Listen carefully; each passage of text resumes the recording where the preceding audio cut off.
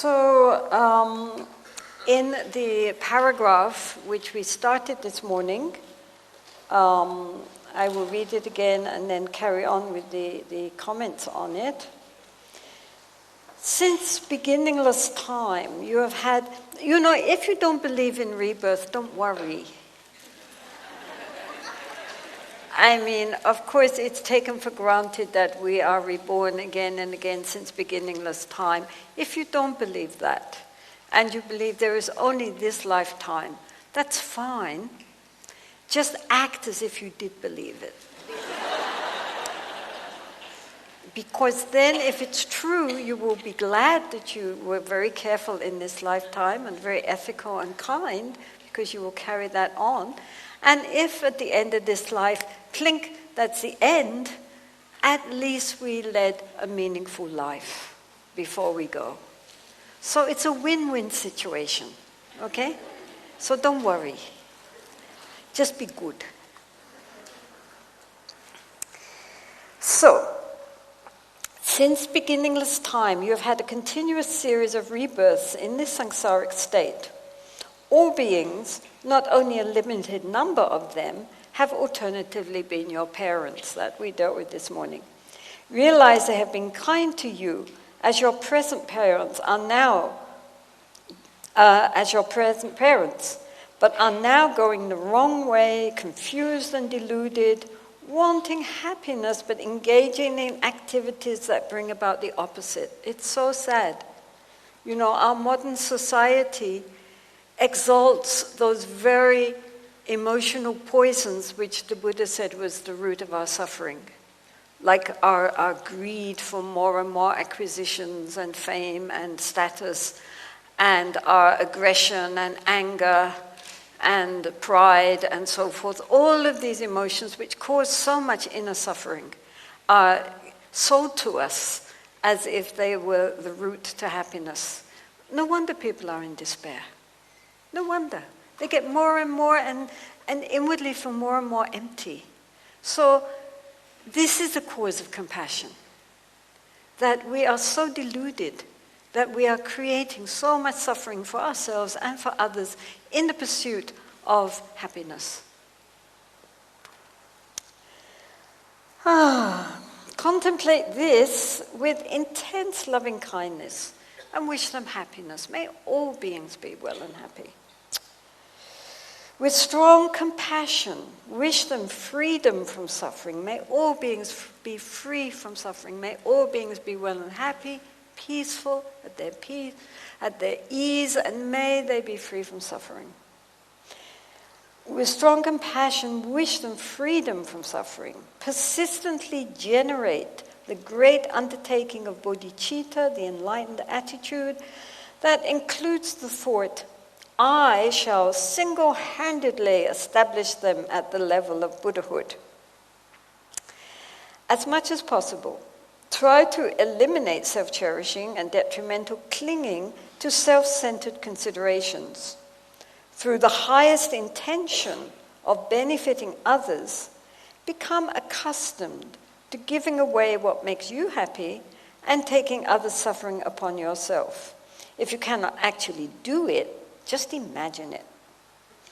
Once you are familiar with this, learn to turn whatever you do into something beneficial for others.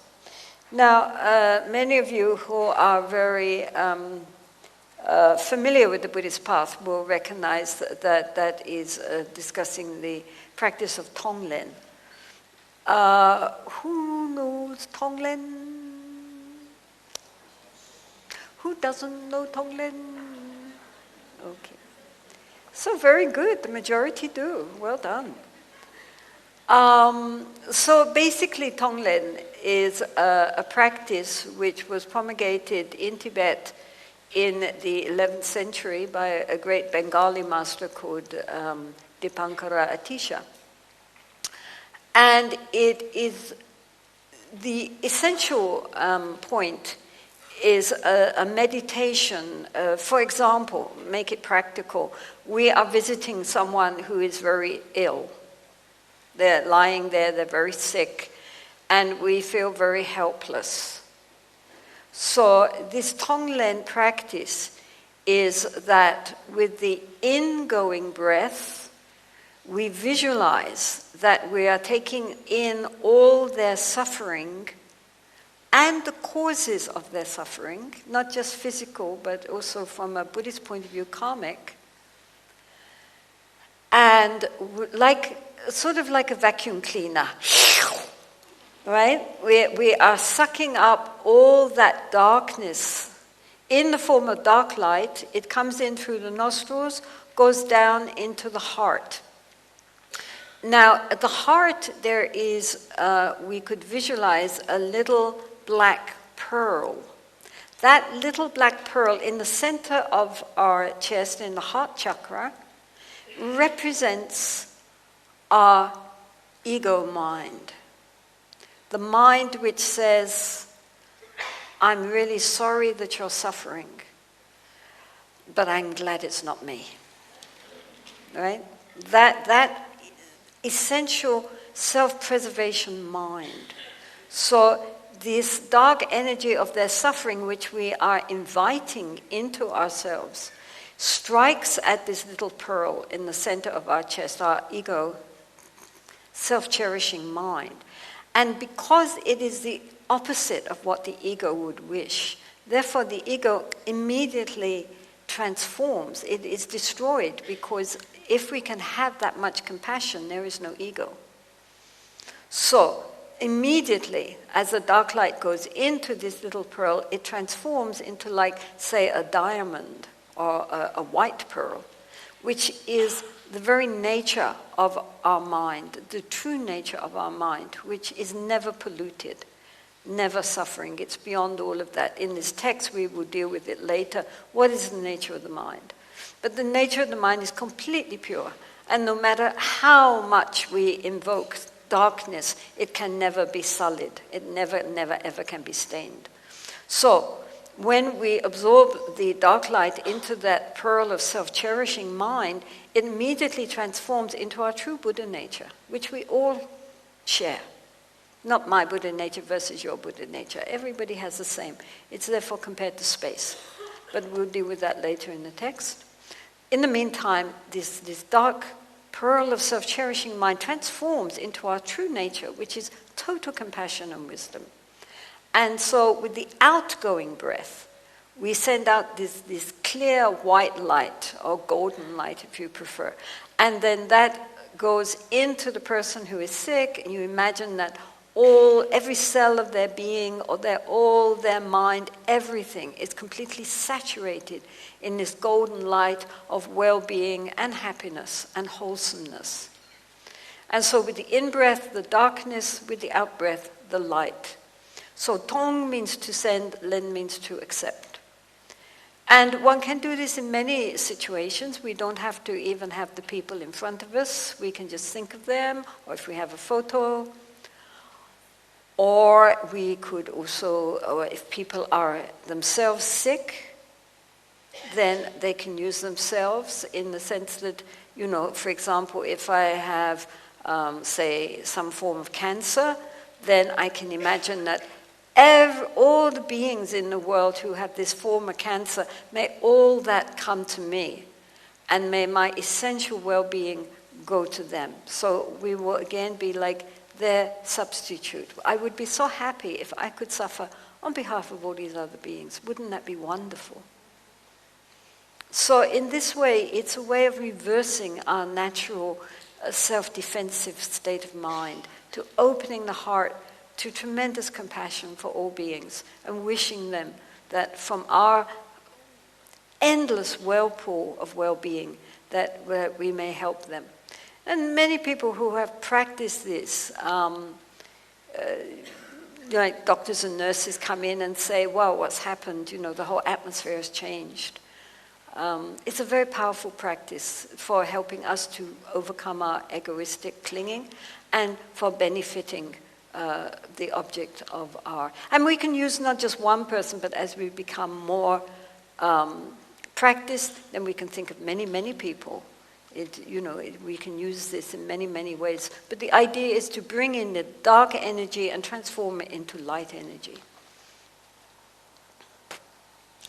So, the highest intention, as much as possible, to try to eliminate self-cherishing and detrimental clinging to a self-centered consideration. So this is what it does.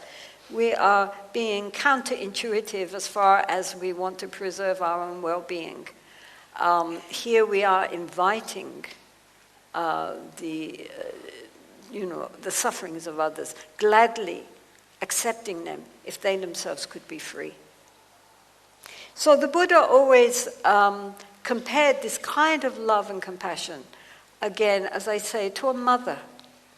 Because a mother, if the child is sick, would gladly give up her own well-being if that child could recover its health. I mean, just naturally, she wouldn't have to try. It would be a natural response to want to give her well-being for the sake of her child.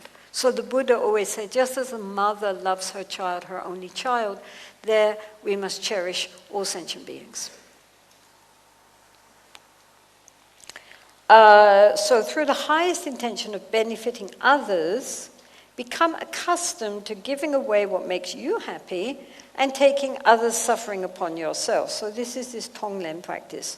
If you cannot actually do it, then you imagine it, which is what we are doing with this visualization.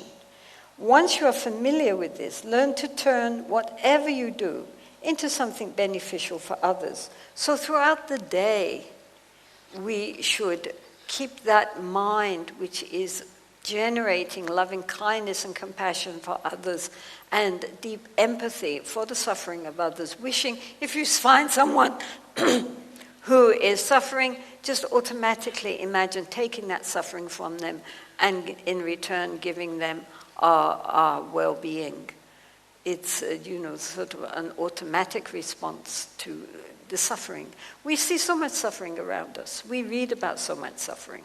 So this is a very powerful meditation in this kind of country where every day you are reading accounts of suffering, of sentient beings, not of this group or that group, beings who are suffering.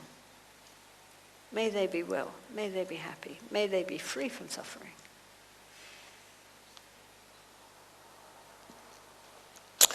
Also, now you're in retreat.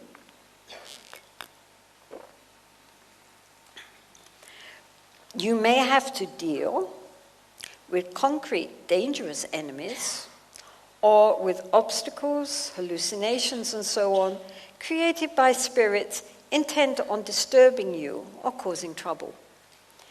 No matter what happens, instead of creating much wrongdoing by getting angry, put on the superior armor of patience. Always expand your mind with love and compassion and try your best to be of help. The more you cling to thoughts of demons or enemies, the more numerous and intense the undesirable situations and harm caused by malevolent beings there will be. Knowing them all to be only manifestations of your mind's deluded conceptions, leave no more room for doubt about it, and thus tame your mind over and over again. Well, of course, Tibetans have a great belief in good and evil spirits. And so I will not push that one because I'm told most people here do not believe in good and evil spirits. But nonetheless, sometimes when we are in retreat, obstacles arise. They may be inner obstacles or outer obstacles.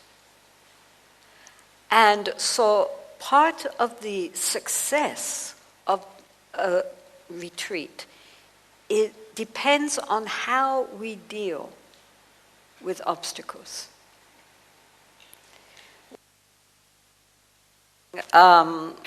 Various problems, I can't even remember what now.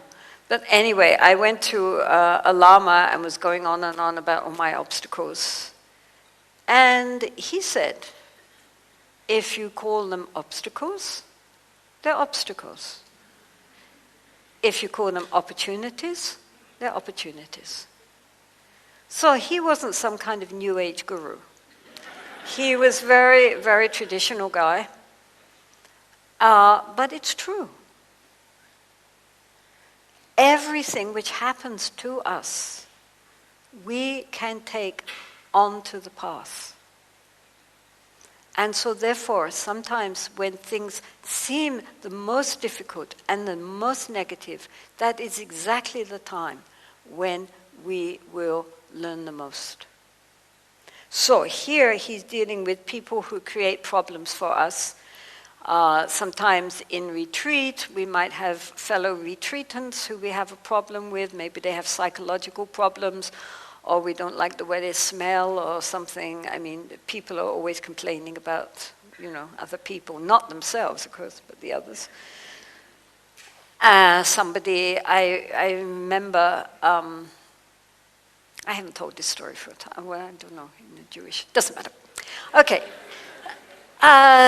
Saint Therese of Lisieux was a modern French saint who entered a Carmelite nunnery when she was 15 years old. She died when she was 21, and she is the patron saint of France. Don't ask why. But she kept a diary. And one of the things she said was, you have to imagine, there were like 36 women in this nunnery. They never went out. They never met other people. Just 36. They didn't choose all their best friends to go into the convent, right? They went into the convent, then they discovered who they were going to spend the rest of their life with. Imagine it. Already you're too many. If we closed the doors and said you're never going to see anybody else again, right? You have to have just the first 2 rows. So there was one nun there. The chapel where they prayed was all stone, so it made an echo. And the nun sitting in front of her, who was going to be sitting in front of her for the rest of her life, because it wasn't just a weekend retreat course, made strange kind of clicking noises. And they weren't regular. And so you never know when she was going to make this strange click, which of course resounded in the silence. And there was Therese, supposed to be involved in internal prayer, and she was bathed in cold sweat, waiting for the next click. And so she realized that this woman, this nun, was not going to change. And so since she was not going to change, and this situation was not going to change, the only person to change would be Therese. So she started, instead of tensing up every time they sat, she began to cultivate love for this woman. She would embroider special little bookmarks and other things to offer to her. She would offer her when they met, instead of going around another corridor to avoid her, she would deliberately meet her and give her really her best smile from her heart, not just pretending, really trying to be as loving as possible. Until this nun said to Therese, "Well, I don't know why you love me so much." And Therese thought, if only you knew. But what happened was that actually it worked. Suddenly she didn't feel that this clicking, the clicking didn't stop, but it no longer bothered her, right? Now she had become very fond of this woman, and previously she hadn't liked the way she looked, the way she walked, the way she smelled, anything about her. Now suddenly she felt this warmth and tenderness towards this woman. So outwardly nothing had changed. But inwardly, everything had changed. So she was practicing patience. And so this is the point. When we are in situations which are difficult for us, instead of getting all upset and angry or full of self-pity, and, if we get angry, then it just increases the problem. It doesn't solve the problem. Not only is there an external problem, but now there's an internal problem too. We have double the problem. So how, if we cannot solve the outer problem, we can solve the inner problem, which is our attitude. Our attitude to what happens to us, and especially to negative things which happen to us. People who are difficult, people who don't do what we want them to do. How to deal with that skillfully and take that very obstacle onto the path. We can do it, but it takes courage and strength. It's not a weakness. Patience, tolerance, forbearance is not a weakness, it's a strength. Getting angry and upset and wanting to hit back, that's weak. That's not strong. Anybody can do that. Little babies do that. Dogs do that. Anybody does that. Nothing special about that. But what is special is learning how to use that difficult situation to develop loving kindness, patience, compassion. That is extraordinary. And therefore it is called the armor of patience, because it protects us inwardly from the slings and arrows of outrageous fortune. If we have patience, it doesn't mean, of course, that if we are in an abusive situation, we just have to allow it to go on. We can also be, strong and deal with something which is not right. But we deal with it from the point of view of compassion, not from the point of view of anger. It can look like anger on the outside, but the inner motivation is not anger, not wishing to hurt, but wishing to transform the situation skillfully. And sometimes we have to look tough to do that.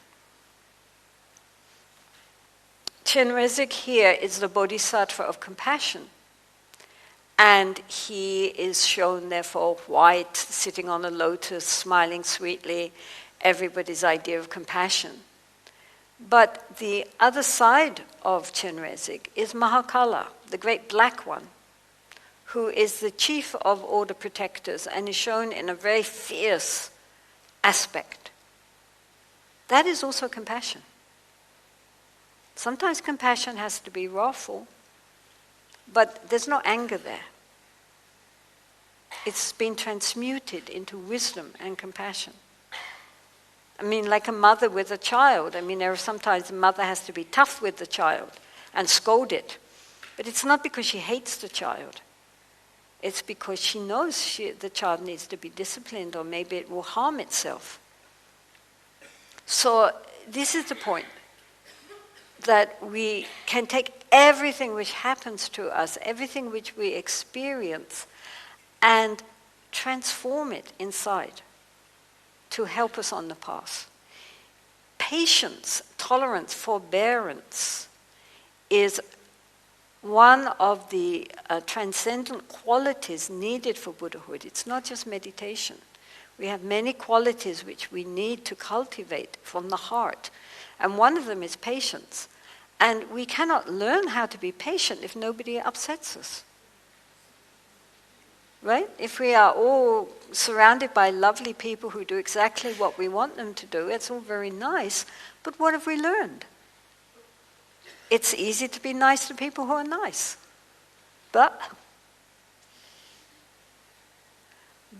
when people are not nice, when people are difficult, when people are rude or aggressive, not retaliating with being rude and aggressive ourselves, but appreciating that they are helping us, they are putting a mirror to our own mind, and that this is a wonderful opportunity to be patient. This is something which is really very important.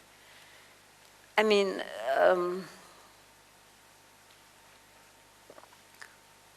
we have a lot of text to get through, so I don't have much time for stories.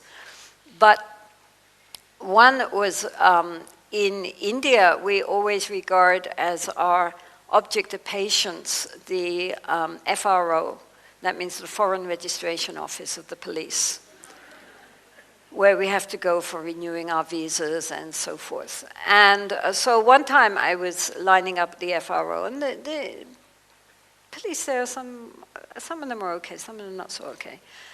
But, whenever I go in, I think, okay, this is the Lojong time. This is the time for mind training, right? And so in front of me was standing a Western monk. And he obviously must have been applying for his visa because, 3 pages of forms to fill in. And so the officer who was dealing with him said, "This line is wrong. You did this wrong." So he said, "Oh, sorry, I'll correct it." "No." And he took the thing and he tore it in half and threw it back to the monk and said, "You can fill it all out again." So the monk said, "Oh, yes, thank you. Could you give me some new forms?" And so he handed him forms, and the monk said, "Thank you very much." And then he turned around and saw me, and then he grinned and he winked. Oh, yeah.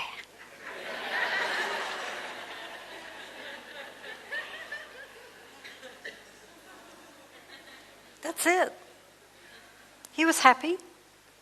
The officer was happy, and everybody was happy. If he had been angry and upset and then it would just have escalated because he settled it right there. That's the point. I mean, even in these very simple situations, either we practice or we don't. Either we take adverse circumstances onto the path or we don't.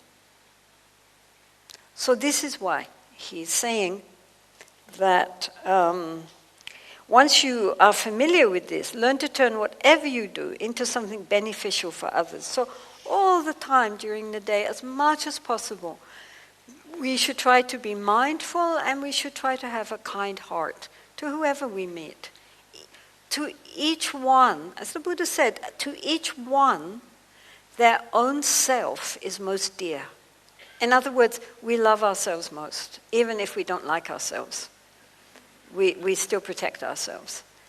And so recognizing that, we recognize that in everybody. Nobody wants to be hurt. Everybody would rather be happy. So even just by being polite, even by being smiling and saying hello, even that might actually change somebody's day. We don't know. Especially if everybody around them is grumpy, then somebody who smiles and says hello, shalom, then, oh, shalom, yeah. And maybe that changes everything. We have much more influence on people than we think we do. And so we should try to have a beneficial influence, not make people's days more heavy, more difficult. Even just a smile can change everything. So we should remember that. And during the day, as much as possible, every single being that we meet, our first thought should be, may you be well and happy. We don't have to say anything, but we can think it.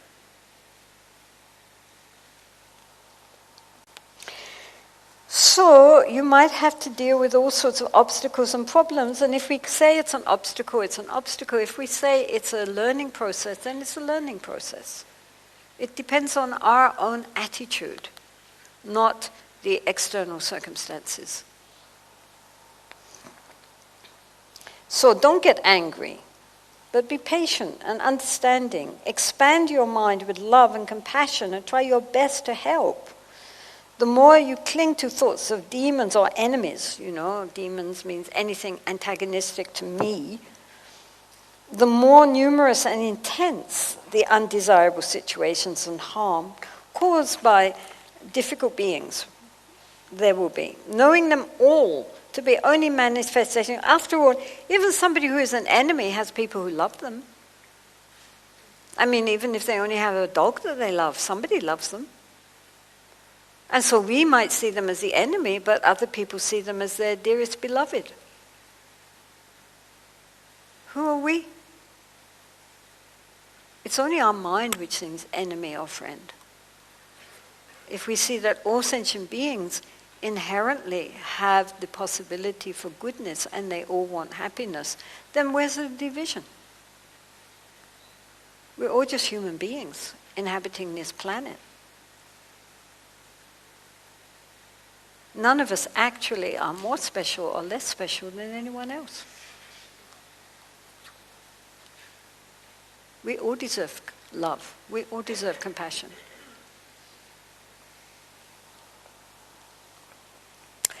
So leave no more room for doubt about this. Tame your mind over and over again. Whenever thoughts of pride or arrogance or aggression or wishing somebody, rejoicing when you hear something has happened to people that you don't care for. Something bad has happened, you're happy for that. That's terrible. That is really the pits. When we hear that bad things have happened to people that we don't care for, we should feel great compassion for them and their suffering and not rejoice in others' misfortune, ever.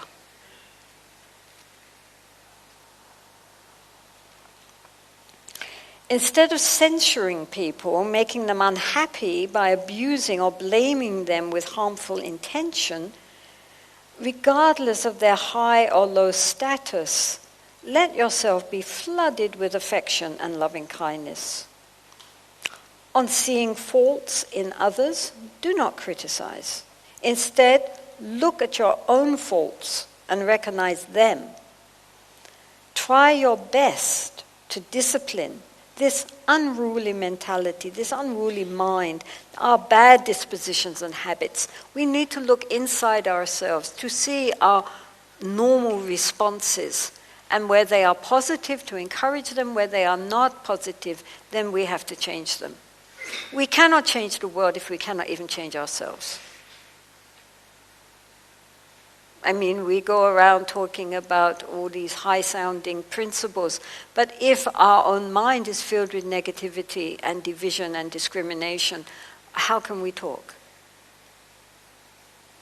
It's just talk. So each one of us is responsible for our own mind, heart. No one else can do it for us. Even the greatest teacher in the world cannot change our hearts. Only we can do that. They can advise what we should do, but they cannot do it for us. So you have wonderful opportunities here. Really, really, you are very privileged, because exactly these things are facing you, and how to deal with these problems in your country skillfully, to bring benefit as much as possible to everyone without discrimination. This is a wonderful opportunity, because otherwise people will hear about it, see things on television, but they're not living it. You're living it. And at the same time, you're highly educated, you're highly sophisticated in your lifestyle, you are able to think things through and really evaluate what is truth, what is not truth, how much we are conditioned by our upbringing. You are very fortunate. So don't waste this opportunity. Really look at what is the true situation. And don't make excuses. Which doesn't mean, again, being hard on ourselves, bashing ourselves over the head. The Buddha said first we start with loving kindness, compassion to ourselves. But nonetheless, during the day, we practice the kind heart. As the Dalai Lama said, at the end of the day, all we're trying to do is cultivate the good heart. That has nothing to do with religion. That has nothing to do with beliefs.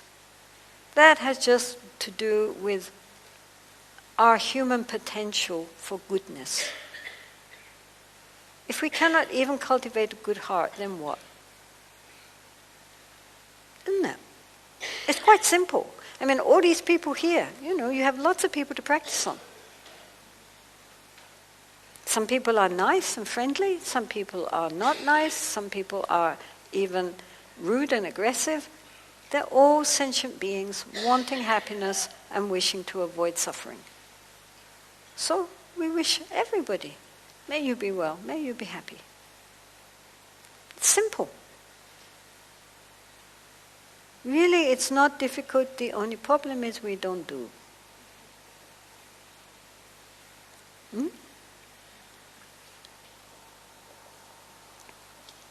Don't blame others.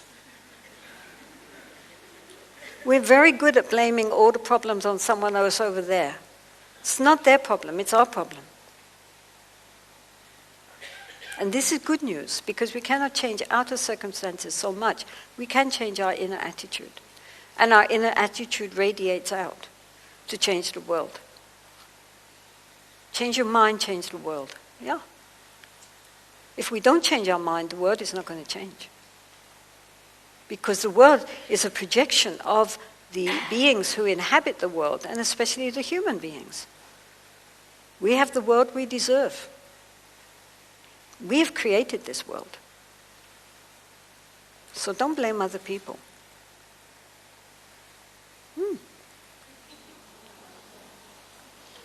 So tame your mind over and over again.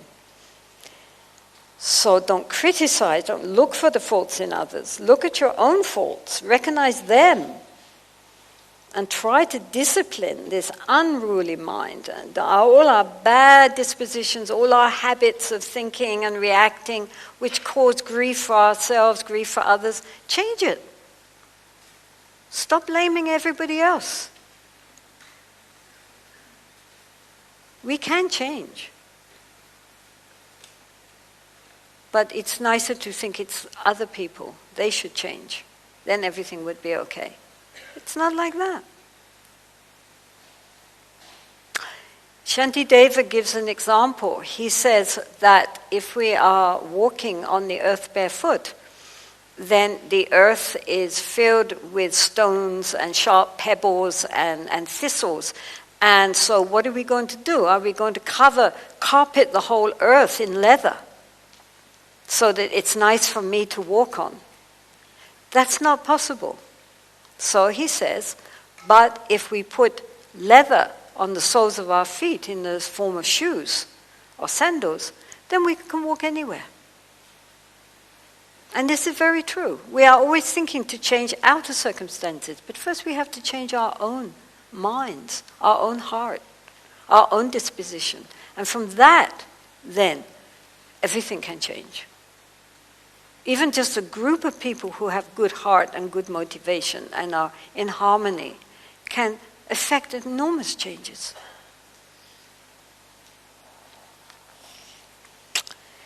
There may be certain small and virtuous actions you still cannot perform. When you see them being performed by others, such as your guru or your Dharma brothers or other practitioners, lay devotees, whoever, regardless of their position, do not become competitive or envious. We rejoice in their deeds and do your best by various means to accumulate a great amount of immaculate, wholesome actions. So when we see people doing good things, when we see people doing bad things, we should not censor them. We should look at our own mind. When we see people doing good things, then we should rejoice.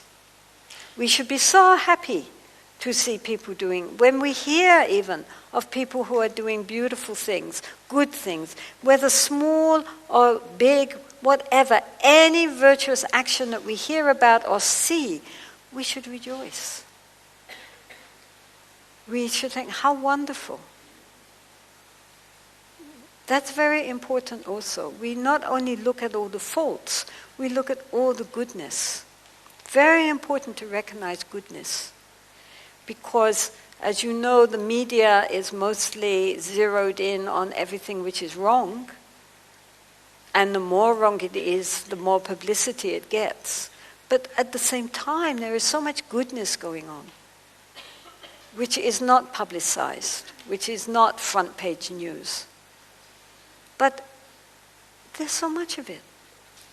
Most people in their hearts are good. Well, everybody in their very hearts are good. But even in their superficial hearts are still, would rather do good than to do evil, even anywhere. Because if we do good, it makes us feel better. So therefore, if you see anybody even doing a very small act of, kindness, or even the big things of kindness, whatever, we should just feel how wonderful, and not feel jealous of them or envious of their attainment. Oh, that should have been me. That's very mean-spirited. When we see goodness, we rejoice.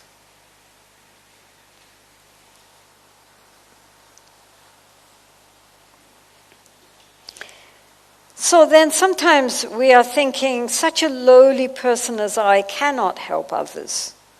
You become frustrated and disheartened. Put aside these feelings and take on yourself the sufferings of all beings. No matter what unwanted events you encounter, such as sickness, misfortune, feel joyful, as past karma is exhausted. In addition, imagine that you take upon yourself all the pain and wrongdoings and obscurations of all beings. When this actually does happen, take any adversity on the path to enlightenment by means of such joyous determination. In other words, whatever happens to us, we shouldn't be downhearted. We shouldn't get dispirited. Even if we are very sick or we come across so many obstacles, nonetheless, we should have that inner strength that thinks, in a Buddhist context, we think if something bad happens, like we get sick or many obstacles come, that is clearing up bad past karma. And so in that way, it's a purification. But in any case, whatever it is, whether you believe that or don't, the important thing is that whatever happens to us, we should take it as an opportunity to practice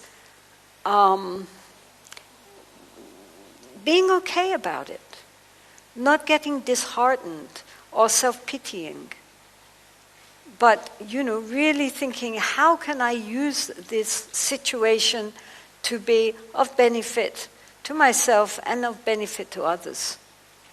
So if we feel like that, if we recognize that the important thing is not what happens to us, but how we respond to what happens to us, whether we respond skillfully or unskillfully, then there is no fear. Our problem is that we are caught up in hopes and fears, hoping that everything will go how I want it to go, and fearful that it will not. But if we have the courage to recognize that everything which happens to us is a teaching for us, is something which we need to learn and to transform within ourselves, then we are not so caught up in, anxieties and hopes. Of course we are human beings, and of course when something tragic happens we are sad. I'm not pretending. But nonetheless, once that happens, we grasp at it and we cling to it like it's our identity to suffer, then it's a problem. If when something difficult happens, we understand and we feel sad, but then we don't cling to that and we try to make use of it, then we can go on. But if we grasp, people tend to grasp at suffering much more than happiness. We are very perverse. And so this suffering ego, the suffering ego is actually a happy ego. Because the ego is perfectly happy to be miserable. If we are miserable, me, isn't it? When we are truly happy inside, we're not thinking about ourselves so much, we are thinking about other beings. But when we are very sad, when we are feel very misused by life and depressed, it's all me, me, me. I don't care about other people's suffering, it's me. What about my suffering? That's what the ego is. It inflates and inflates and inflates. We should be aware of that. Really, really. This is why human beings are happy to be miserable. Because it's all about me. And my suffering, my family, my this, my that. Instead of opening the heart to recognize, look, I am suffering like this. How many beings in the world are likewise suffering like this? May they be well and happy. I really understand how they feel because I also have experienced this. So I will open my heart to embrace all these beings who are suffering as I am suffering. Then we are making use of our suffering. But if we just turn it in on ourselves, then we continue suffering, and at the end of the day, nothing is accomplished. We are just angry, miserable beings, blaming everybody else for our own problems. So this is very important. This is also part of the Tonglen, that when suffering comes to us, we open the heart instead of closing it, thinking that we're something unique and special because I'm suffering. Actually, in the whole world, there's so much suffering. We can identify with that.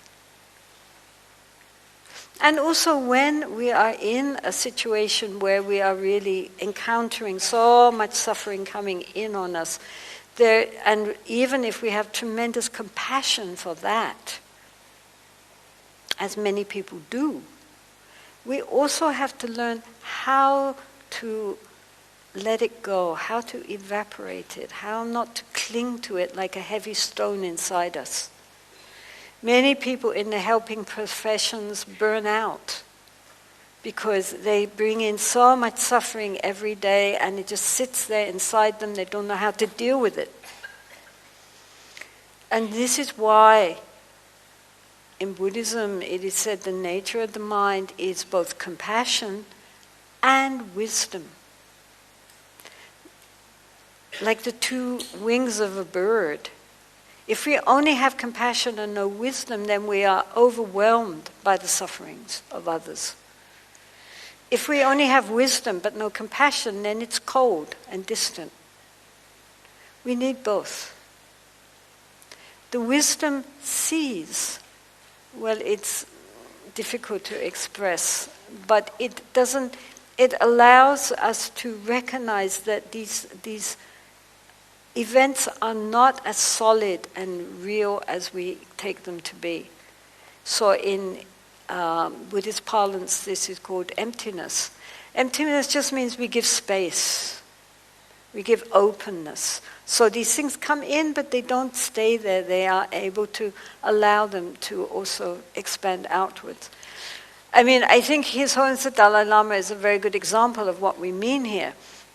Because every day people come to him from all around the world with their problems, because they know he's in exile and he's very compassionate.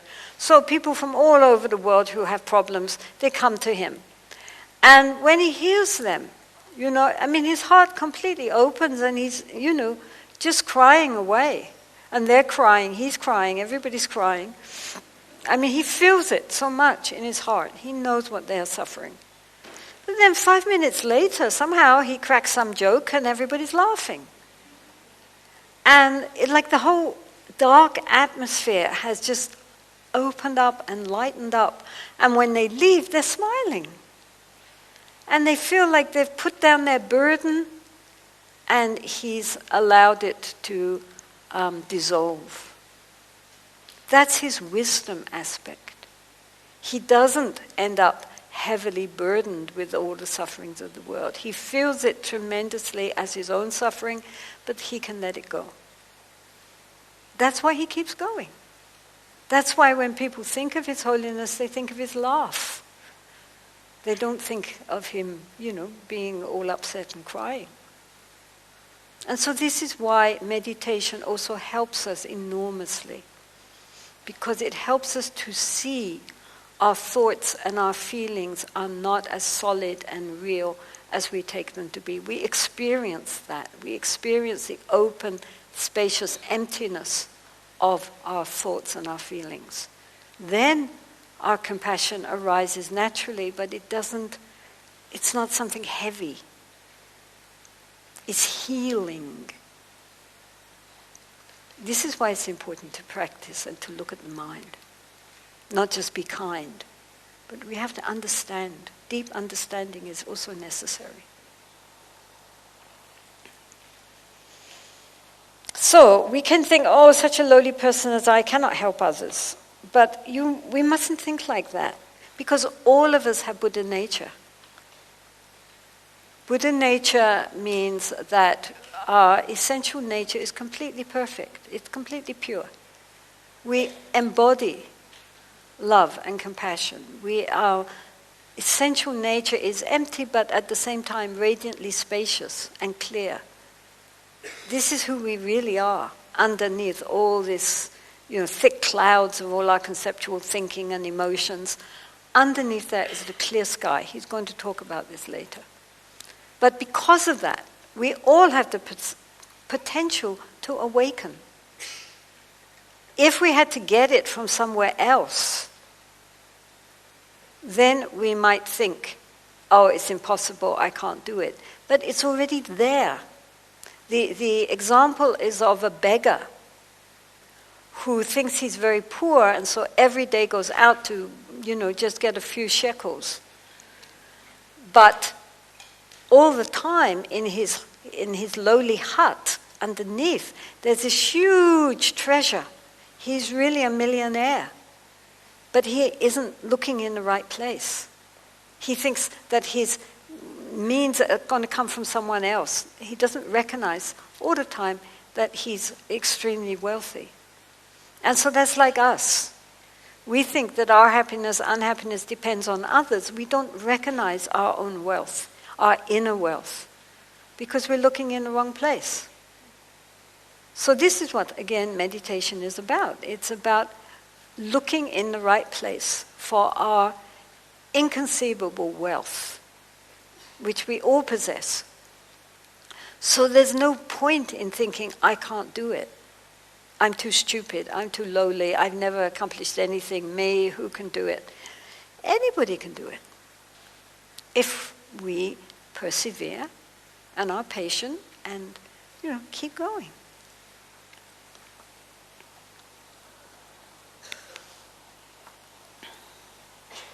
So, never let your mind wander. Ha ha ha.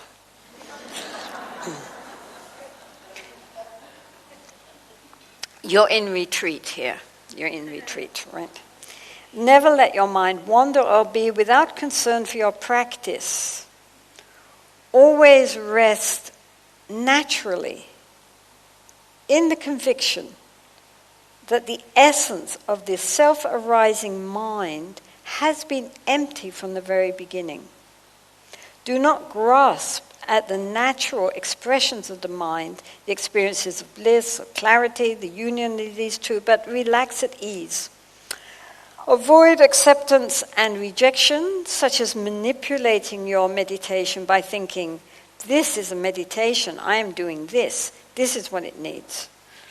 So now he's jumped immediately into the sitting meditation of Mahamudra.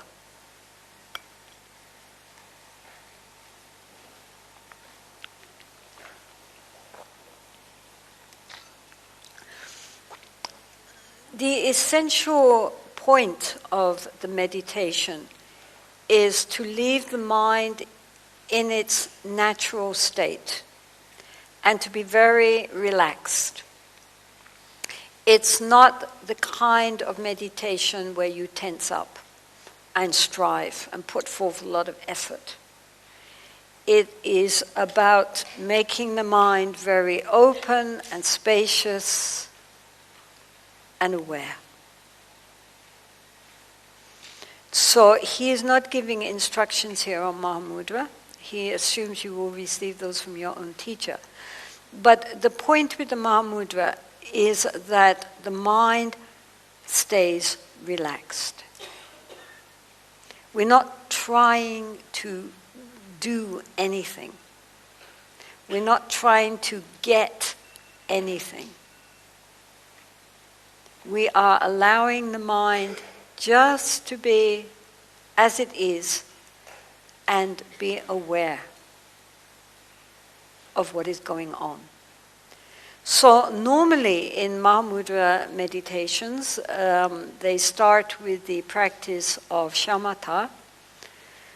Shamatha is usually translated as calm abiding or tranquility meditation. It means getting the mind one-pointed, focused attention, and at the same time, this calming the mind. As our attention span gets stronger, then our discursive monkey mind naturally begins to calm down. This is true in all Buddhist schools. You start by learning how to pay attention, not allowing the mind to wander in all directions, and at the same time, as our attention span or our mindfulness becomes stronger, then simultaneously the distracted mind becomes quieter. This is, as I say, a basic principle in all Buddhist meditation schools, Theravada, Mahayana, Vajrayana, whatever. The first thing we have to do is tame the monkey mind. And we tame the monkey mind by learning to develop an awareness of what is happening. And the easiest way for most people to develop that attention is through focusing on the breath. This is because we're all breathing. Normally, when we breathe, we are not conscious that we are breathing. Now we are going to give our attention to the breath as it comes in, as it goes out. This is not pranayama. It's not a breathing exercise. We just breathe normally and just are aware of the breath as it goes in. We breathe and we know. That's all. And so if what happens normally, I mean, this sounds very easy, but any of you who have meditated know that it all sounds very simple, right? I breathe, and then I know I'm breathing, and then breath 1, breath 2, breath 3. I wonder why they served that for lunch. It was really quite strange. And off we go. You know, and then after a few minutes, whoops, breath, right, back to the breath. And then a few breaths, and oh God, it's so boring. Okay, and off we go. In the past, in the future, anywhere except now. The point with the breath is that we cannot breathe in the past or in the future. We only breathe now. So it's a very skillful way to bring our mind into the present moment. If we are not thinking, oh, now I'm breathing, right, which is again a discursive mind, making comments. But if we give our full attention just to the breath as it goes out and comes in, then in that moment we are present. And when the mind wanders off, we bring it back. No recriminations, we just bring it back. Oops, mind wandering, bring it back.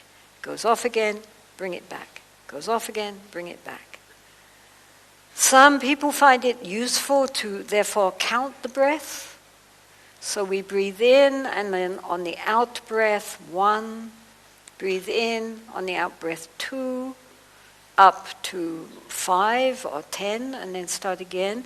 If in the meantime we break it, we have minds wandering off again, start back at number 1, not as a punishment, but as a way for us to see as our attention span begins to get stronger. Oh, before I could only get up as far as 3, now I've managed 5, and then eventually, it begins to get easier.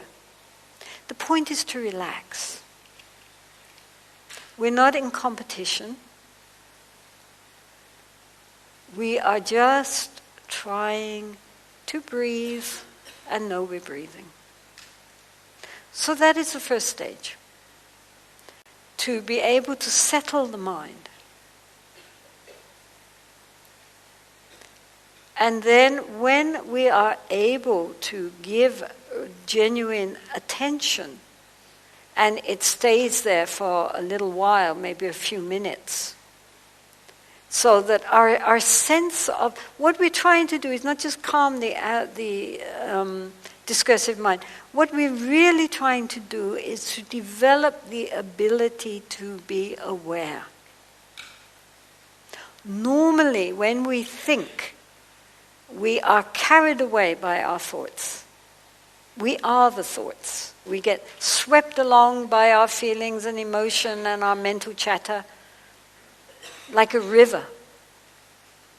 We're just completely submerged and swept along. So what we are trying to do now is develop the ability to observe.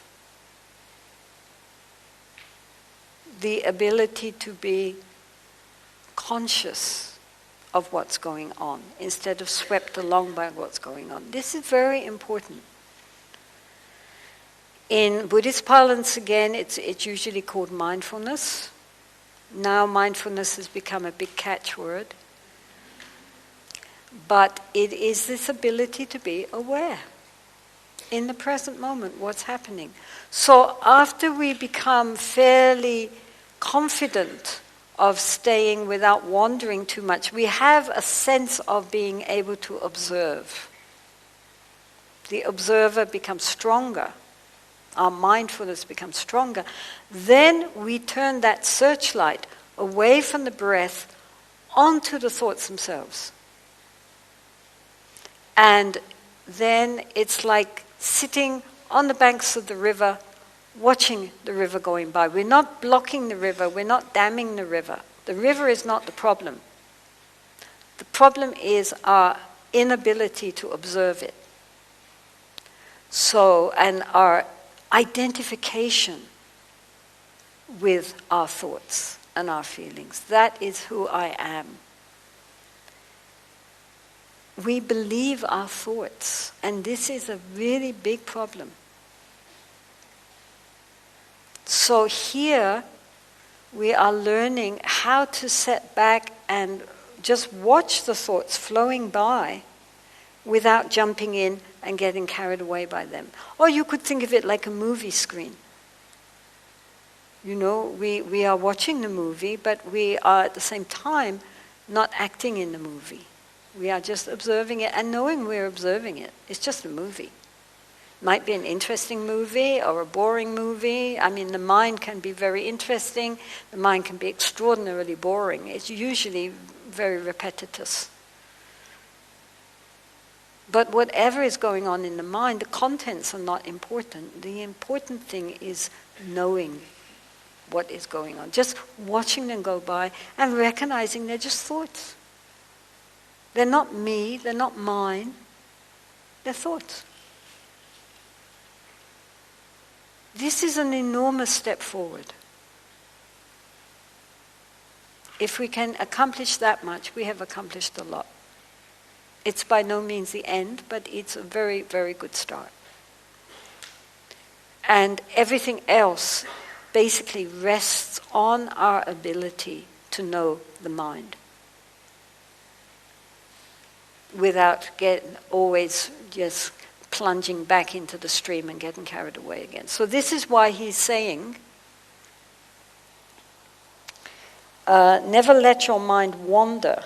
So what he's saying is again, that people, they get into meditation and they get a bit bored and then the mind wanders off and it's, fascinating. God, I hadn't thought of that before.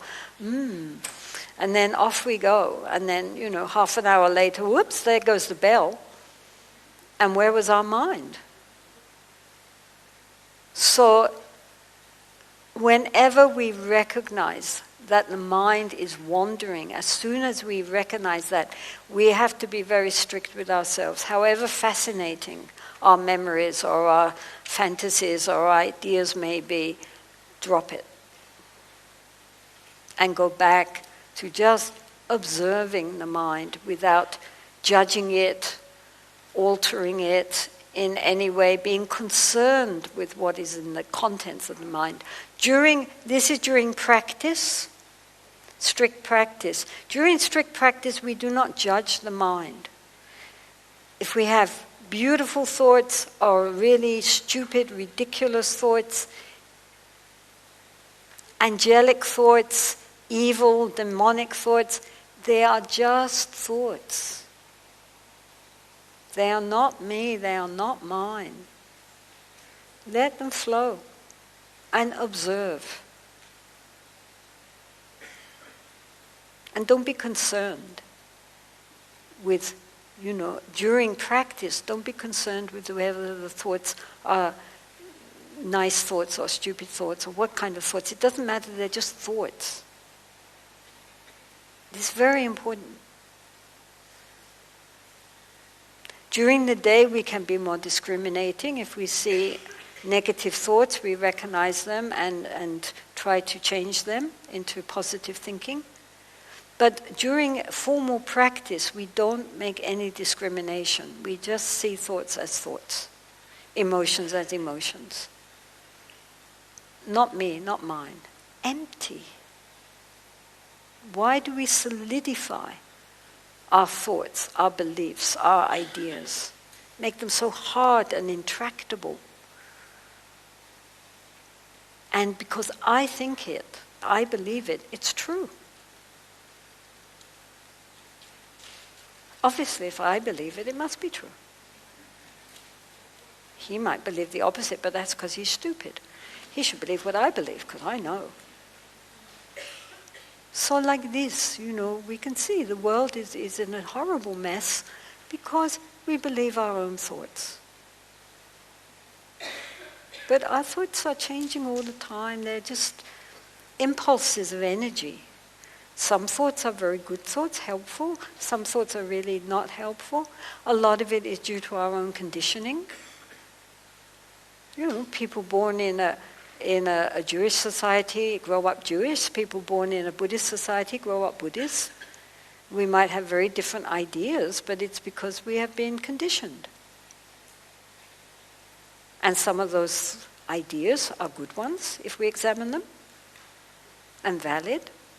And some of them maybe are not so good and create lots of problems.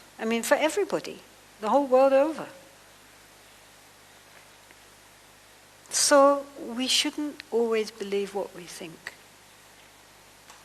We should recognize that thoughts really are just empty bubbles. They might be very colorful, very brilliant, but if you go plink, they're empty. They're not real. They're just a thought, just an impulse. So much problems in this world are created through believing our thinking,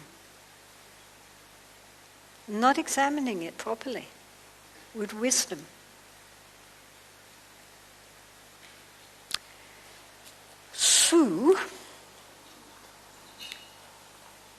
So, never let your mind wander. That means as soon as we see the mind is wandering off, bring it back. We have to be a little strict with our mind, right?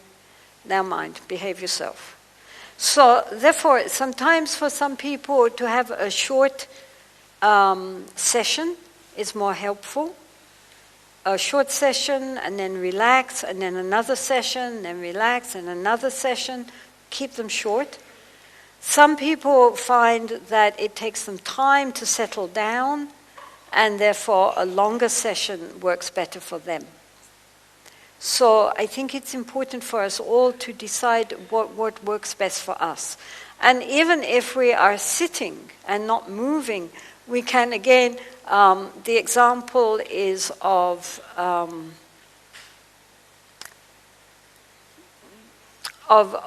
tightening and then loosening, and then tightening and then loosening. In the Mahamudra, it comes this idea that sometimes we have to say, okay, now I'm not going to think any thought except what I'm doing, right? And for a short time, and then just relax. And then again, tighten up, and then relax. So sometimes that's very helpful for people also, especially if the mind is becoming very wandering a lot and becoming chaotic, to say, now look here, mind, you get yourself together. We're going to practice properly. We're not wasting time. So for a short time, tight and then relaxed again. Tight, relaxed. If that works, then that's good. I mean, there are many approaches. We have to find what works best for us. But the important thing is to develop the ability to be aware.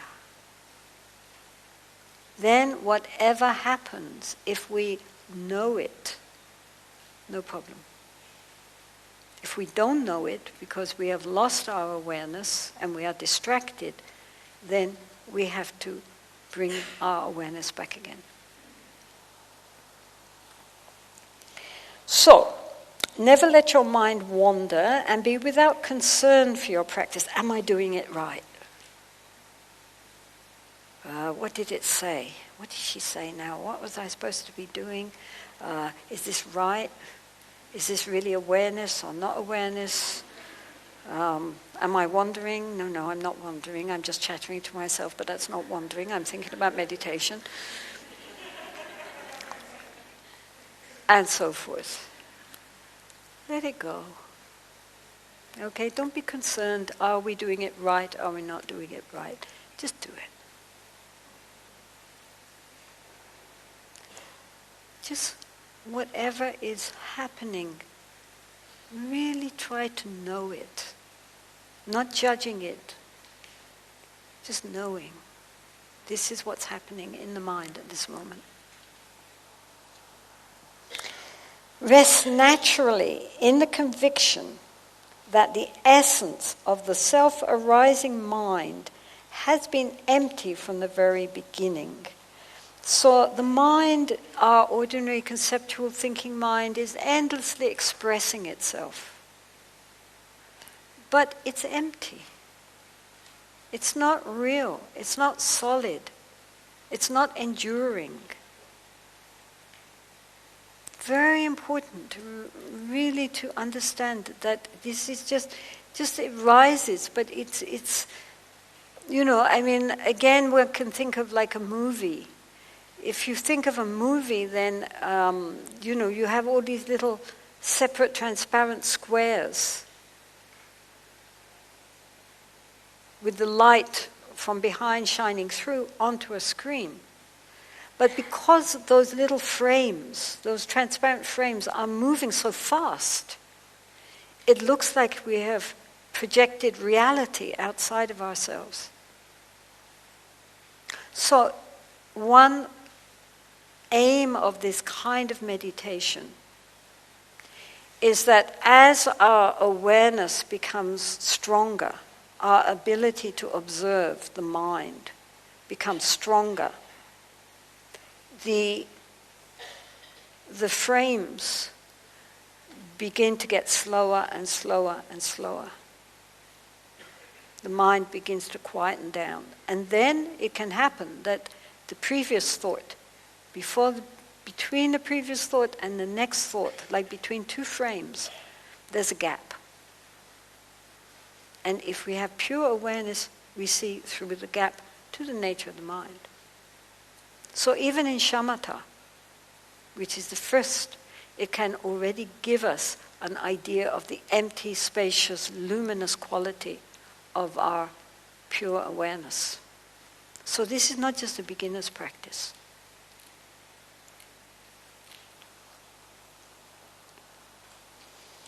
So rest naturally in the conviction that the essence of the self-arising mind, our mind just keeps going, we don't have to make it come.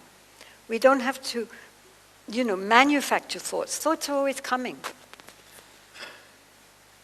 But they are not solid. They are empty.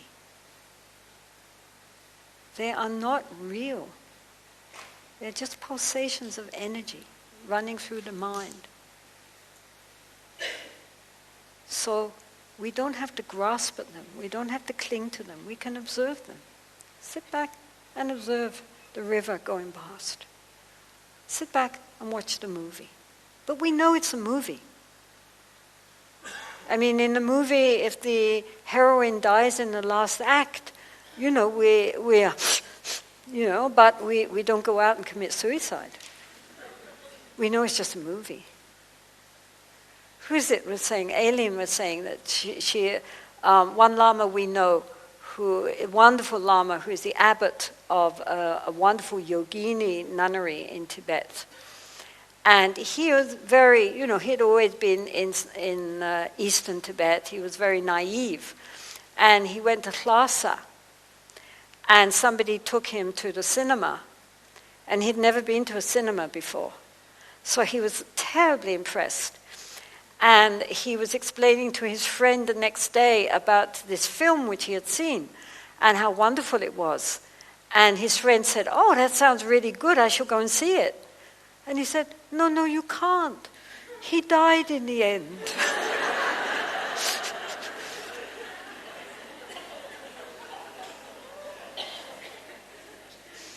So, we be like that. We believe everything,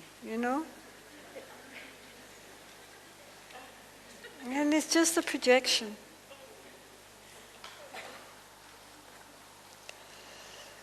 So, always rest naturally in the conviction that the essence of the self-arising mind has been empty from the very beginning. Do not grasp at the natural expressions of the mind, or the experiences of bliss and clarity, or the union of the true. Sometimes when we are sitting and meditating, great sense of great joy and bliss arise from inside, or suddenly everything becomes very clear and vivid. And it's very easy to grasp at these kind of very pleasant experiences and want to repeat them. If we have suddenly very beautiful experiences, great bliss arising, naturally we would like to think that that is a sign of great progress, and next session I want great bliss. And so that grasping is a big obstacle, again. If horrific experiences come, or if blissful experiences come, they're just experiences. They're just a movie. You can have vampire movies or romances, but it's all just a movie. We don't have to believe it. So it's very important, especially when very pleasant experiences arise in our practice, not to grasp at them. There was one very famous meditation teacher in America, and he used to be a monk under this wonderful Theravadian forest meditation teacher called Ajahn Chah. And so this monk, this American monk, Ajahn Chah was mostly about sweeping and everyday life, nothing special. And so this monk goes to Burma, where he's doing very rigorous meditations, and he has all these experiences of bliss and light and extraordinary experiences. And he comes back to Ajahn Chah, and he tells him all these fantastic experiences and visions and all these wonderful things which happened to him in Burma, which never happened in Thailand. And Ajahn Chah is saying, "Oh, wonderful, wonderful. More things to let go of." He was so wise, Ajahn Chah. And that's the point. Because, whatever we cling to, it's clinging. And we are trying to go beyond grasping. Right? So he says here, therefore, that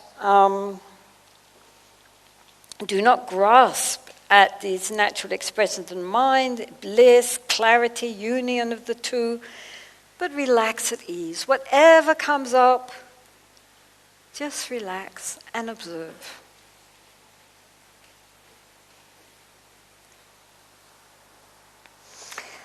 Avoid acceptance and rejection, such as manipulating your meditation by thinking, this is meditation, I'm doing this is what I need. In other words, don't start analyzing the meditation while we're meditating. And rejection and acceptance means that we like the good feelings and we are rejecting any negative feelings that come up. I mean, if we consider it, like, to change the metaphor, if we consider it like an ocean, then mostly we are on the surface of the ocean. We are with the waves and the undercurrents. The waves go up, the waves go down, and we're swept along with them. Sometimes we're up, sometimes we're down. And now we are calming the surface waves. And so then our consciousness begins to go down through the surface, down deeper into the ocean. Now, what are we going to meet in the ocean? We might meet friendly dolphins, a beautiful golden fish. There's some very beautiful fish there, friendly, nice. Or we might meet sharks or jellyfish, monsters of the deep. We don't know what we're going to meet down there. The ocean is very deep. So, we must not evaluate. Whatever comes up, we observe it, accept it. Whether it is fear or very traumatic memories or a lot of anger. Some people experience great rage. There they are sitting quietly and that's as we begin to release the inner energies in our subconscious. So we don't know what's going to come up. Some people have great bliss, some people have great anger, or great fear. But whatever it is, we should observe it and accept it, but don't cling. I mean, this is a whole other level. But the important thing is that whatever happens in our mind, it cannot hurt us. We are safe. We shouldn't fear, even fear itself. So in the meantime, don't be self-conscious. Am I meditating right? Is this the right way? Is that not the right way? Just relax. Just relax and observe. Do not be absorbed by a continuous state of delusion in which you are not recognizing the undercurrent of subtle wandering thoughts. Whatever thoughts of subject and object arise, recognize them. Simply recognize them. Without grasping, relax in that state of awareness. Other than this, forget about the fabricated process of struggling with remedies to eliminate the undesirable, which is suppressing something and pursuing something else. So here we are just relaxing. We are not trying to change anything or alter anything or supplant one kind of thought by something else. We are just allowing things to be how they are. In an open, spacious mind. In a spacious, open mind like the sky, black clouds, thunder, lightning, white fluffy clouds, rainbows. The sky can accommodate everything. It's not discriminating. Whatever arises and then eventually fades again. So it's important to, when we are watching the mind, to also see the subtle underlying subject-object dichotomy in the mind. Because, sometimes the surface thoughts begin to calm down, but still there are other underlying tensions and feelings there.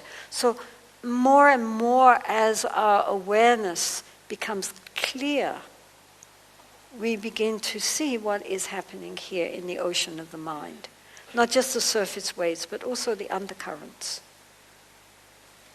Slowly, slowly, slowly, we are trying to understand our mind, the levels of the mind. Normally we just exist on the very, very surface, and that's what we identify with. But once we start looking at our mind, we can recognize we cannot be the surface mind, because that's changing moment to moment to moment. Our thoughts are racing by. So how can we be our thoughts?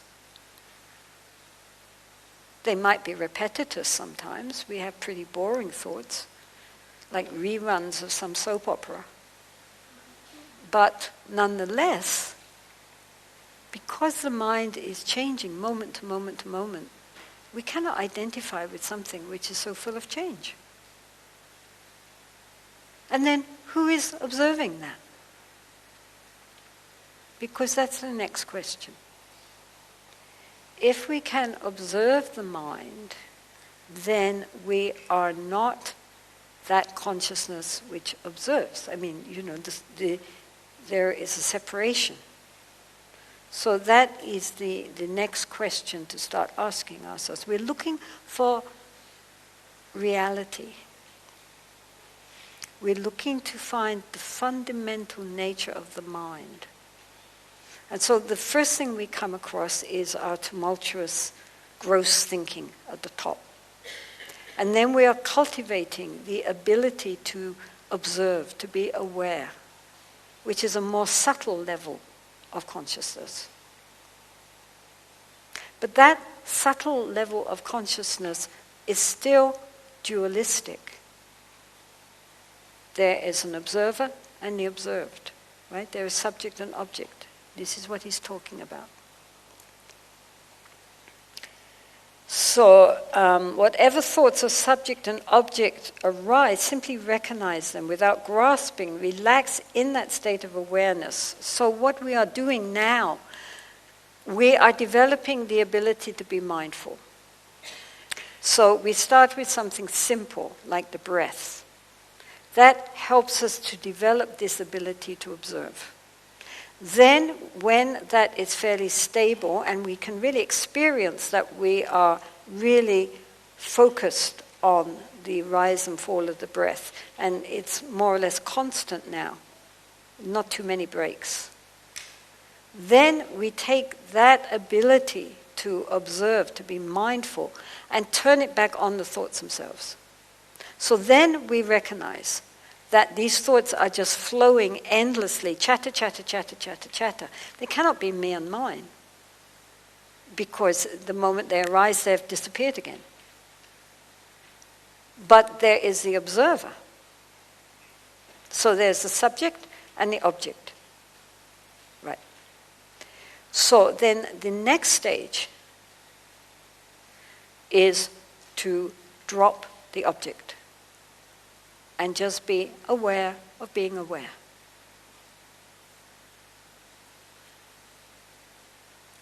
Right?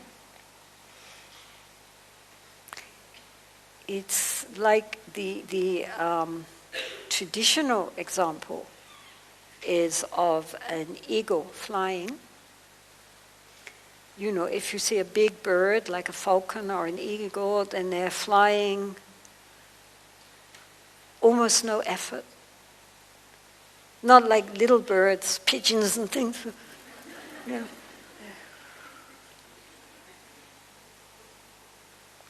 But that eagle is not asleep. That eagle is totally focused. It's said to look can see objects on the ground between 6 and 10 miles. Eagle-eyed, right? Totally aware of what's going on down there. its lunch is coming up. So like that, totally awake and aware, but at the same time totally effortless. Right? Got it? Usually at the beginning, because if this happens, then we think, oh look, now I've got it. Then you've not got it, right? So in the beginning, often this sense of being open and spacious, with just aware of being conscious of being conscious. Usually we're conscious of something. Now we're conscious of consciousness. We just know, without knowing any one thing. There's that quality of knowing. So that, usually, it takes time to really be able to rest in that for any long periods of time. But it's a bridge to an even deeper level of the mind.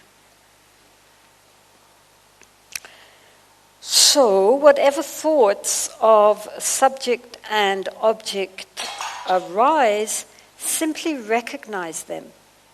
Without grasping, relax in that state of awareness.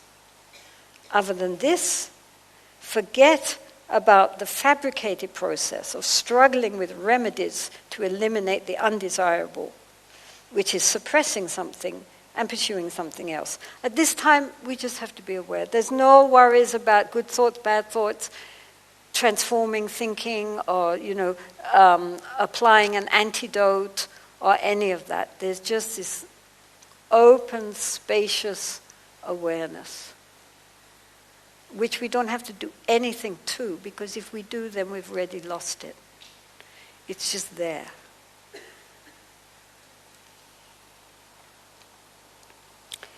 Okay, so that is like a bridge back to the essential nature of the mind.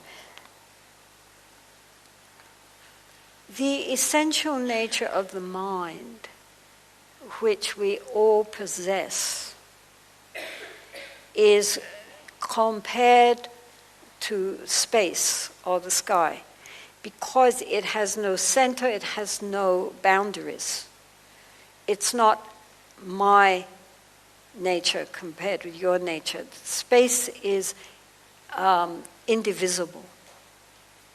For example, if one said to you, well, in this theater, what was there? Then you will say, well, there was a platform and a table, and there were chairs, and there were people, and there were lights. But really, there is space. If there was no space, none of these other things could exist. We only can be here because there is a space to be here. And at the same time, even these solid objects are space on an ultimate level. So where is space not?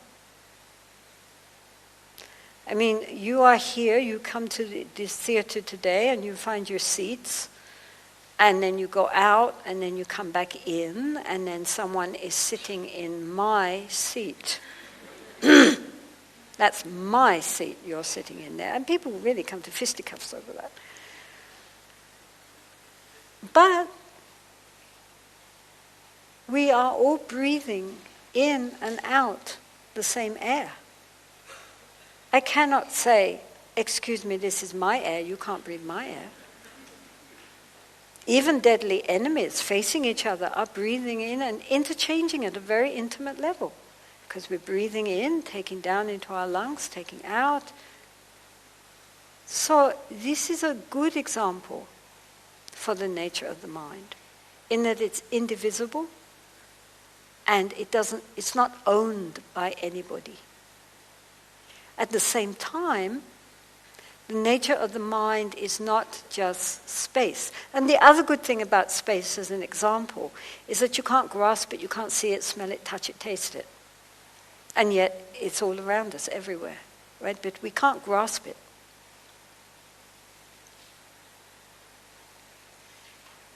But the mind is not just space. It is also knowing. It is aware. Space is not aware. But the mind is aware. The very nature of the mind is this open, empty spaciousness and knowing. So that knowing at the fundamental level of the mind is non-dual. In other words, there's no subject and object. All the other levels of our consciousness, including mindfulness, have a subject who is mindful and an object. But at the very nature of the mind, which is like this open, spacious clarity and awareness, there is no sense of separation, I, versus everybody else, non-I. This is why I'm saying that at a very deep level we are all very intimately interconnected with all beings, not just human beings. Animals, insects, probably also plants and trees. All of us, we are very intimately connected, but we don't see it because of our dualistic thinking. So meditation is to introduce us to the nature of the mind. And having been introduced to the nature of the mind, to then cultivate that until we are always in that state of non-dual awareness, which in Dzogchen terms is called Rigpa. In Mahamudra terms, it's called Tamaji Shepa, which means ordinary mind. So the nature of the mind in Mahamudra is called the ordinary mind. But it's not what we think of as ordinary mind. It's ordinary because it doesn't have, it's not decorated and fancy and, all frilled out. It's very, very plain. In that way, it's very ordinary. It's not light and visions and bliss and all these things. It's very, very ordinary, like space. Can't grasp it, we can't see it, we can't taste it, touch it, but it's the foundation of our being. And in that level of awareness, we know. And it is the very foundation of genuine compassion and genuine wisdom. So all meditation, genuine meditation, is to get us back to our fundamental nature, our pure primordial awareness, which is never contaminated, no matter what we do. It's always just there. It's there. We just don't see it because we're too busy talking. So Mahamudra, Dzogchen, and most practices are really, the Mahamudra practice is to relax the mind at ever deeper and deeper levels so that the nature of the mind reveals itself. You can't do it by effort, because who is making the effort? I am making the effort. But it's the I which is the problem. And all genuine spiritual traditions, not just Buddhist, Judaism, Christianity, Islam, any Sufis, they all recognize that our true nature is obscured by what they call the small self. This sense of I is obscuring our innate divinity in theistic terms. They all know that. And so all their practices of the mystics in all the traditions is about how to overcome the small I so that we can open up into something so much vaster that normally is covered up and we don't recognize. So this is the Buddhist approach. The Buddhist approach is through meditation on the mind and recognizing, letting go of layer after layer of inattention until the mind is open, spacious, and completely aware, completely awake. This state is not a state of blanking out. It's a state of waking up. It is compared to when we are in a dream state. We believe our dreams. We think what we're dreaming is real. If it's something frightening, our heart beats. If it's something pleasant, then we feel joy, and so forth. While we're asleep, we believe our dreams. The moment we wake up, we recognize, that was just a dream. And we think now we're awake.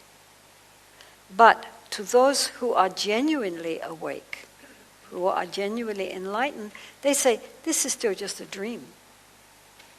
And so our ordinary conceptual thinking mind is compared to a dream, an illusion, a mirage.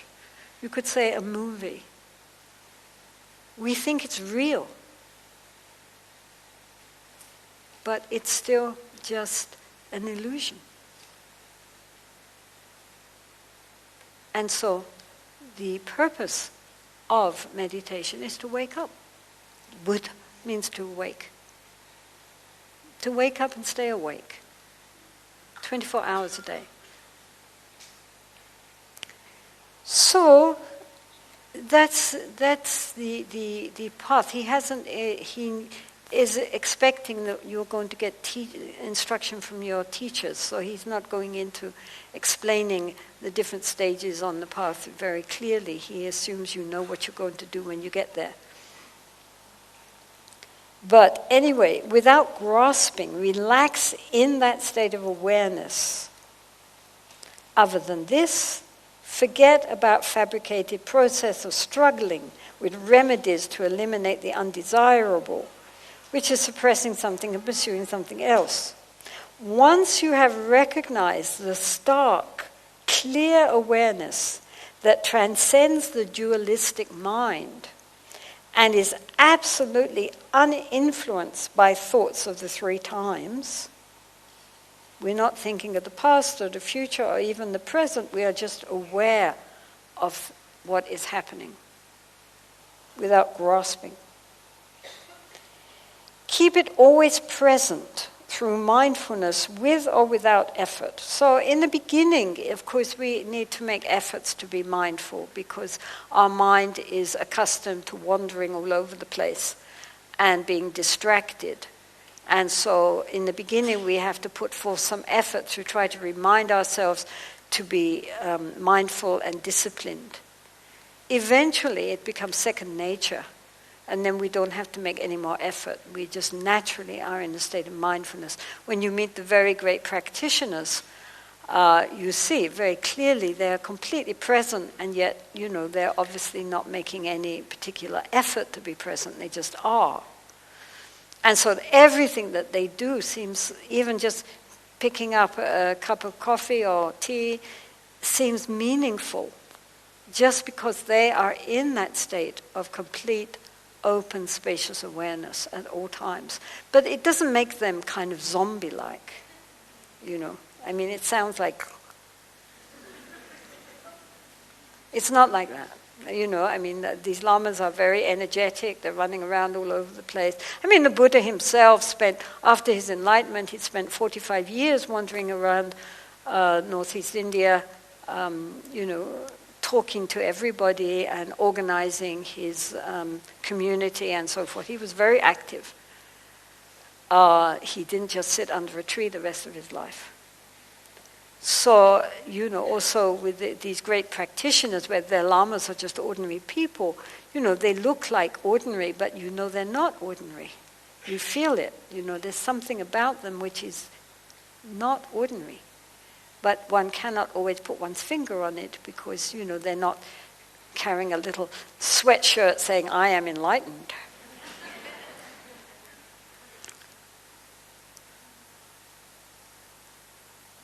So we start where we are. And the first thing is to really take seriously the ability to be aware.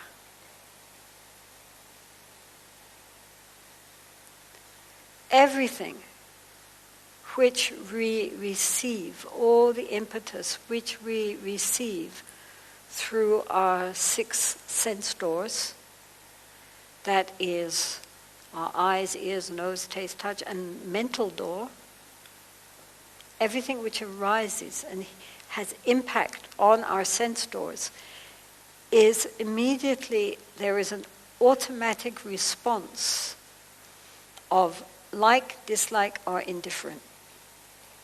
Usually it happens so quickly we're not even noticing it.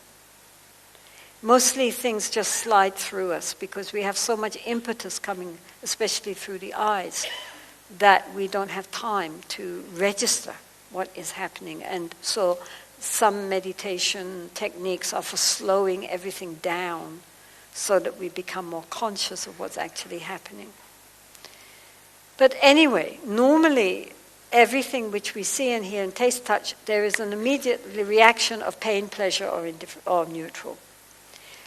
And so that's how it is. That doesn't matter. But if we are not aware of that, then what happens is if it's a very strong impetus, we grasp at it. And then if it's something like something pleasurable, then we start to, feel greed comes up, grasping, desire to possess, and so forth. Or if it's something unpleasurable, then we feel irritation, annoyance, rejection, and even anger. These all start with just a little spark. But because we are unaware, it becomes larger and larger and larger until it overwhelms us.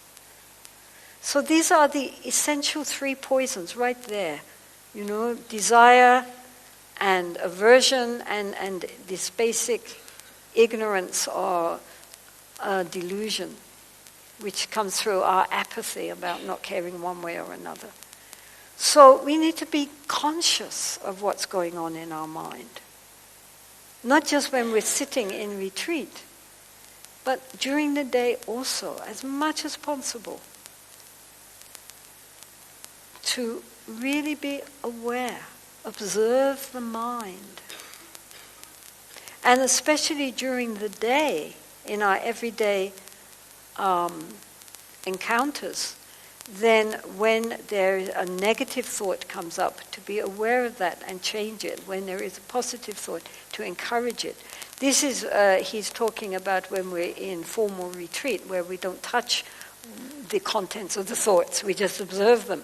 But during the day, it's very skillful. If we have a lot of irritation, annoyance, anger, to look at that and apply an antidote such as patience, loving kindness, compassion, or just seeing it. Look, right now I am angry.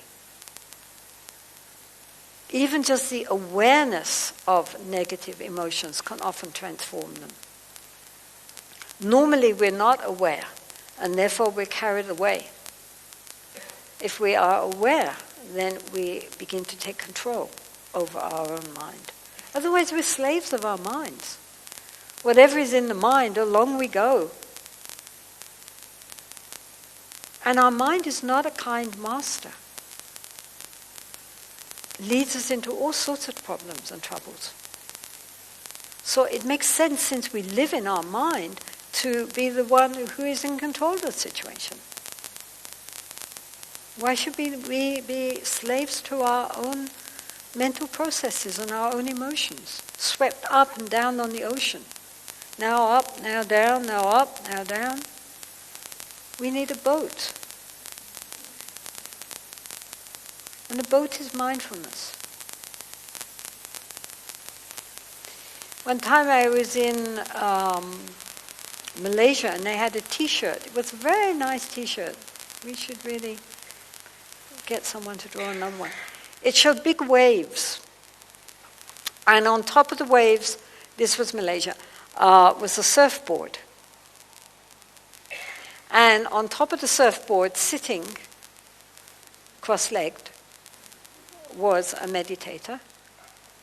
And underneath the slogan said, "Riding the waves of life, be mindful, be happy."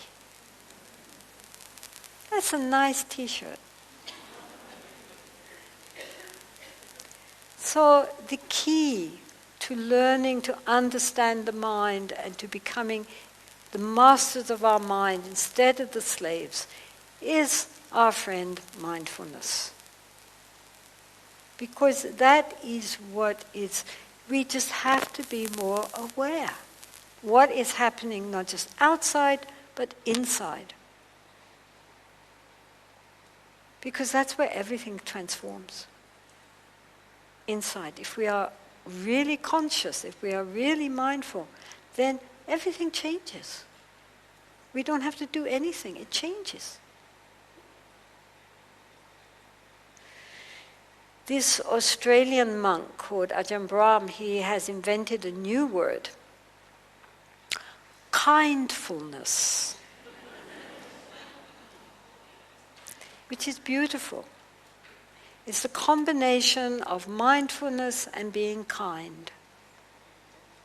If we can just be kindful during our day, that would be an enormous step forward. And we can all try to be kindful.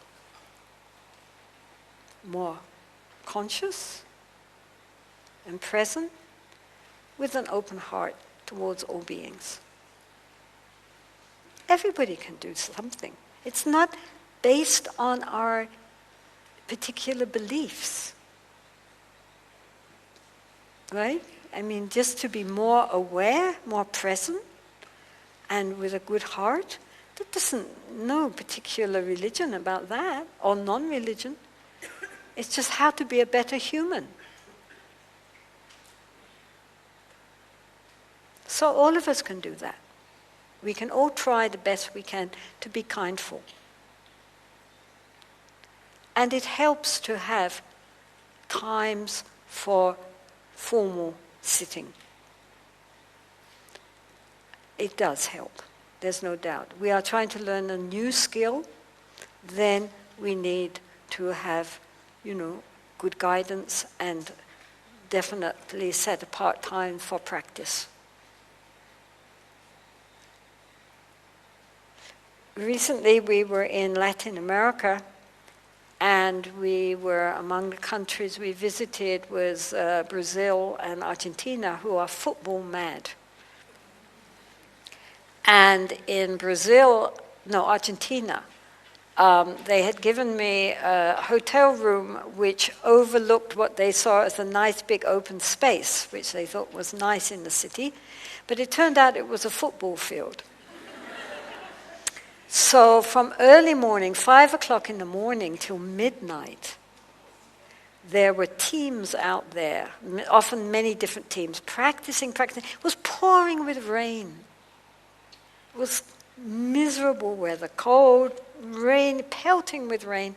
They were all out there practicing kicking a ball and falling all over the place. You lung for it and then you fall over and roll over and you're completely covered in mud. They loved it. And I thought, if they can put so much effort into something which is essentially so useless, and yet and uncomfortable, why is it that we have such resistance to a nice, simple practice like just sitting and looking at our mind?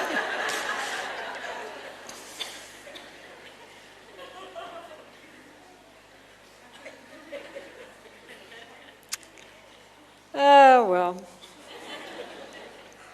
Anyway, okay. So can we leave it just there, I think, and we will dedicate? We can just do the short dedication. It's in Hebrew on the page 24. It's, for those of you who might not know, it is a Buddhist practice whenever there is something which is considered to be a good act, a wholesome, virtuous action, like all of you giving up your time to come here and listen to me talking. It might be considered a waste of time, but on the other hand, you did it, and there you all are. So good for you. And as a result, that is considered to be a positive action compared to what you might have been doing. At least you're sitting there. So then we dedicate the merit to all beings, not any particular group. I mean, we can think if there's anyone in trouble or is suffering, especially, that we can, in our mind, especially dedicate to that person. But in general, we're dedicating it for all sentient beings, that they should be well and happy. So please recite in Hebrew, if you want, or English if you want, whatever you feel like. Okay, so somebody's leading. Thank you. So thank you all very much. Please leave the hall mindfully. Okay? Mindfully means that we are conscious of our body and the movement. The Buddha said that we should be aware when we are standing, sitting, walking, or lying down. We should know the postures, the 4 postures. We should be aware of our body as we are moving. And so please,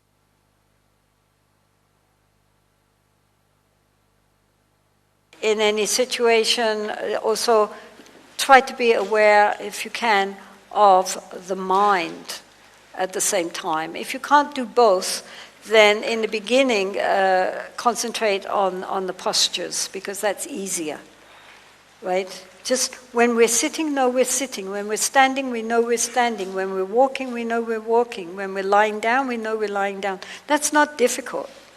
But normally we don't do it. While we're walking, we're thinking 1,000 other things. The one thing we're not thinking about is that we're walking. While we're drinking a cup of tea or coffee, we're thinking 1,000 things. We're not thinking about the taste and the action of drinking. So it's to settle the mind back into the present moment. What is actually happening in this moment? Well, what is actually happening is you're going to stand up and you're going to walk out. So try to be aware of that, okay? Okay? Great.